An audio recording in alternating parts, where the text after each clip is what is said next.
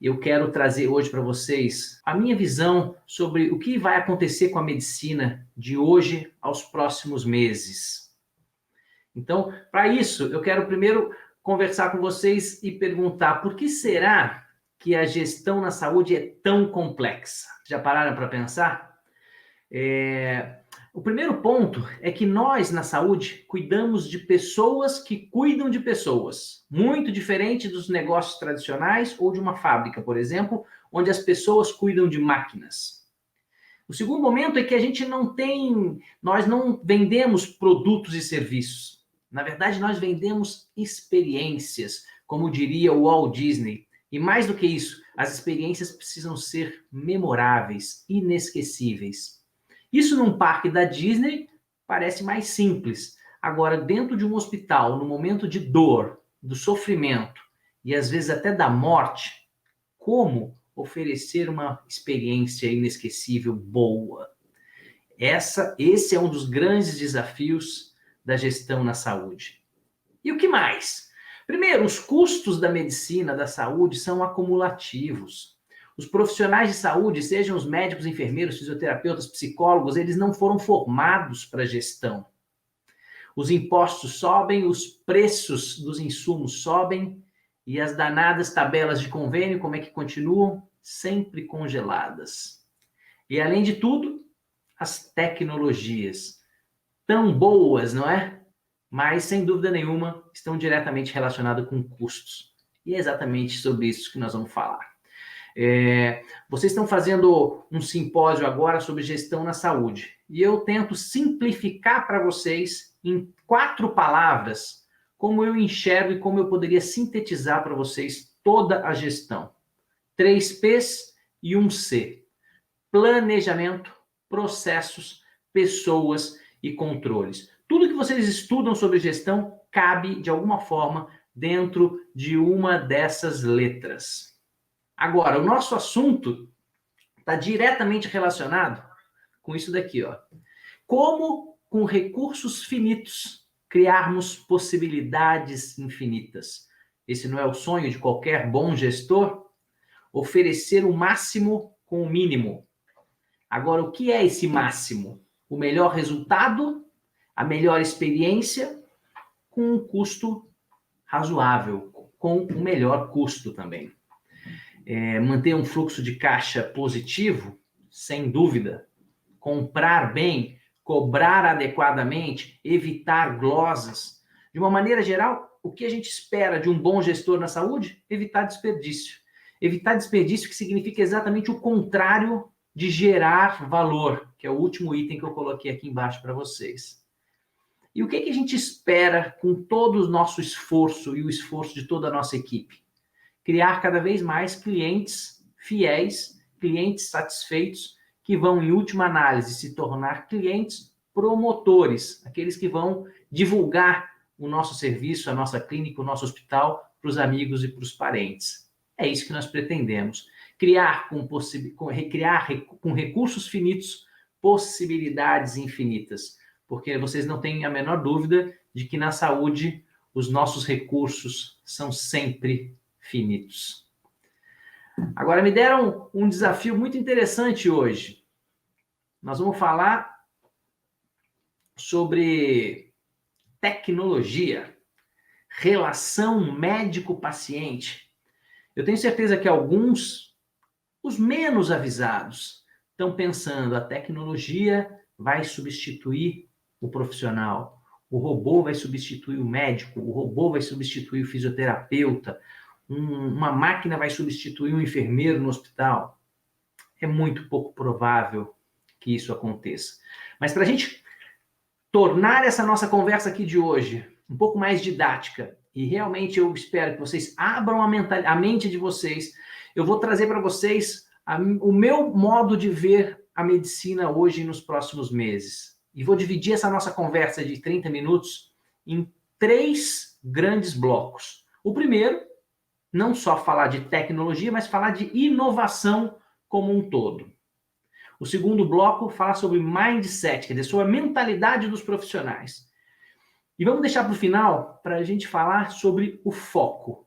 O que é que a gente realmente precisa gastar nossa energia no momento atual e nos próximos meses. Então, nós estamos falando de tecnologia versus humanização. Nós estamos falando de Big Data. Nós estamos falando de medicina conectada ou telemedicina versus a medicina presencial. Quando a gente fala em Big Data, nesse item 2 aí, muito se fala em análise de dados. A primeira etapa foi coletar dados. Depois começar a analisar dados. E é isso que vocês escutam falar o tempo inteiro, análise de dados. E eu quero trazer para vocês aqui talvez a primeira grande sacada do dia. O momento de hoje é sobre a reflexão sobre os dados, muito mais do que análise de dados. No bloco Mindset, que eu apelidei de Mindset, nós vamos falar de especialista versus super generalista.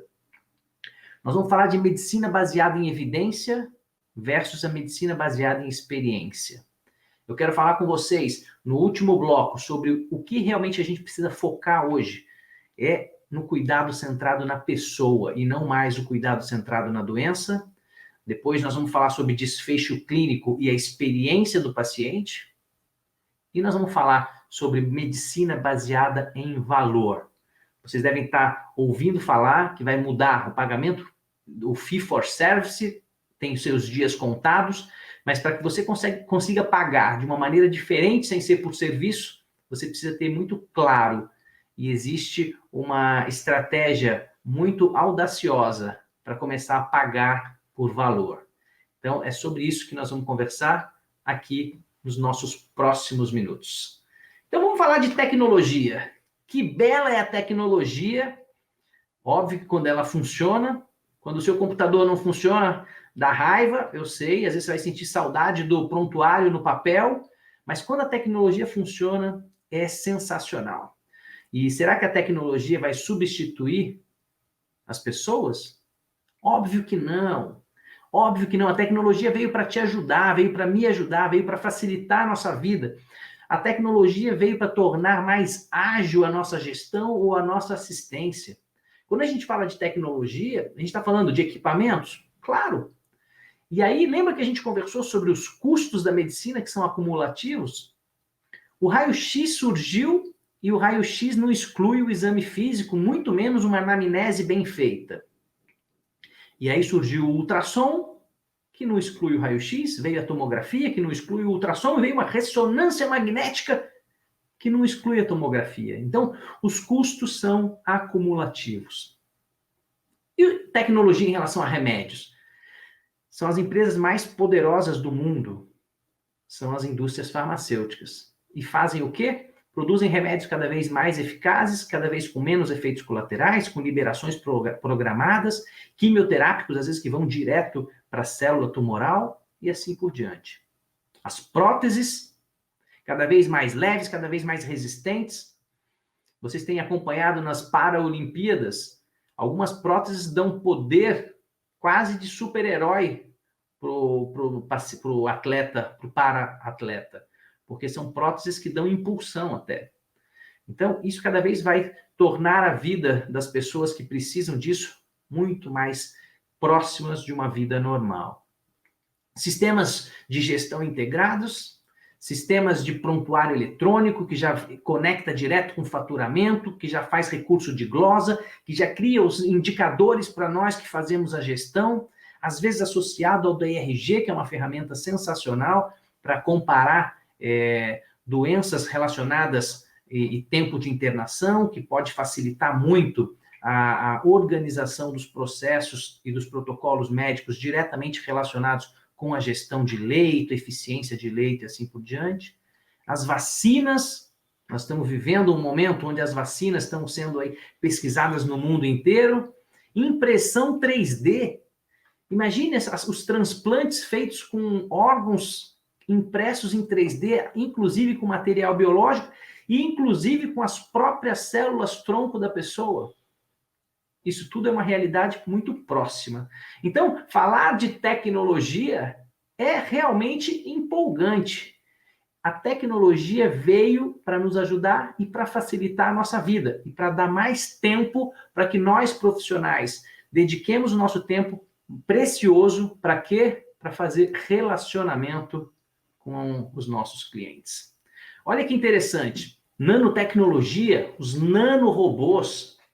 Imagine isso, entrar no corpo humano para combater infecção, destruir vírus, destruir bactéria, talvez até desobstruir as artérias.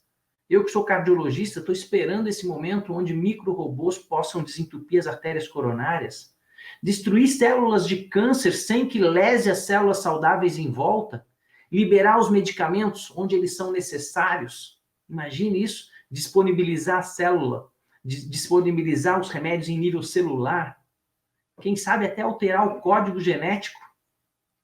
Ou aquelas microfilmadoras deglutidas que viajam pelo sistema digestivo substituindo ou facilitando a vida do endoscopista, por exemplo.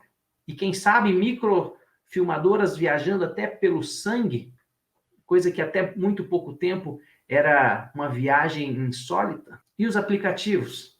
A uberização da saúde. Vocês se lembram que os taxistas reclamavam, bateram o pé, que o Uber não ia entrar?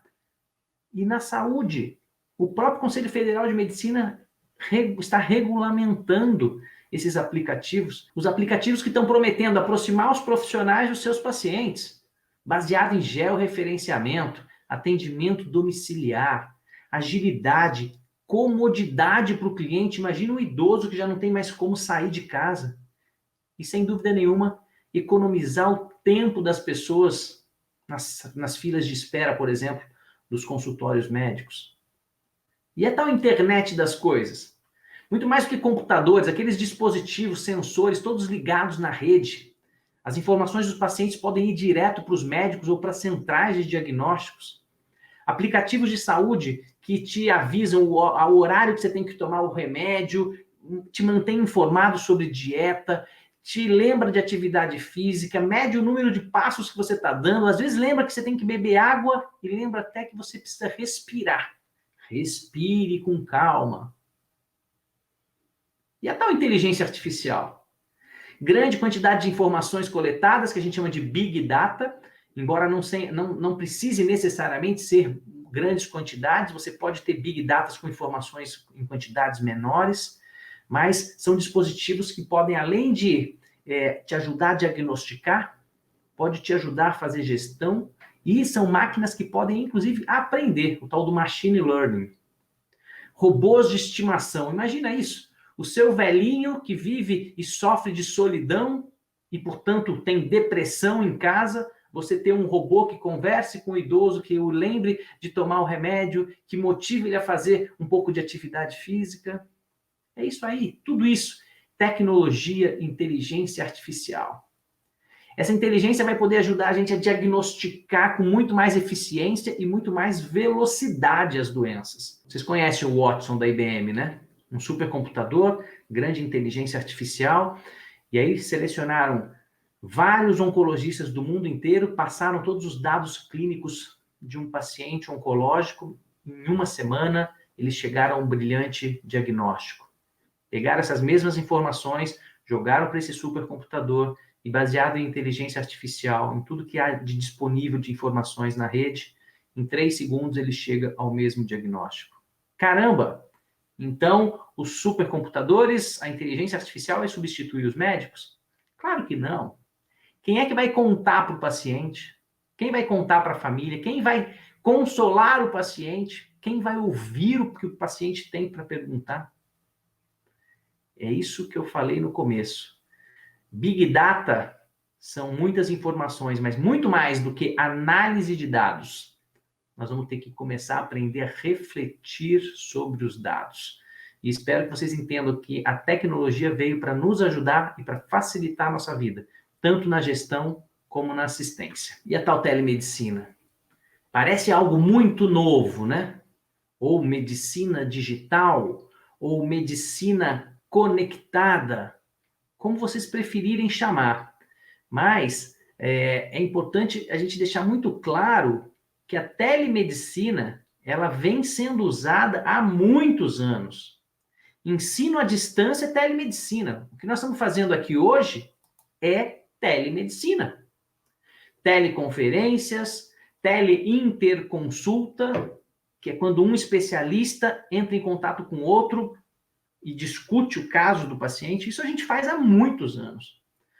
Um pronto atendimento no interior do Brasil, o médico lá ou o enfermeiro faz um eletrocardiograma e manda para uma central de eletrocardiograma. Quantos serviços de tomografia não tem o radiologista presencial? A gente manda as imagens da tomografia para uma central de médicos especialistas darem os diagnósticos. Isso tudo já é telemedicina. Telemonitoramento.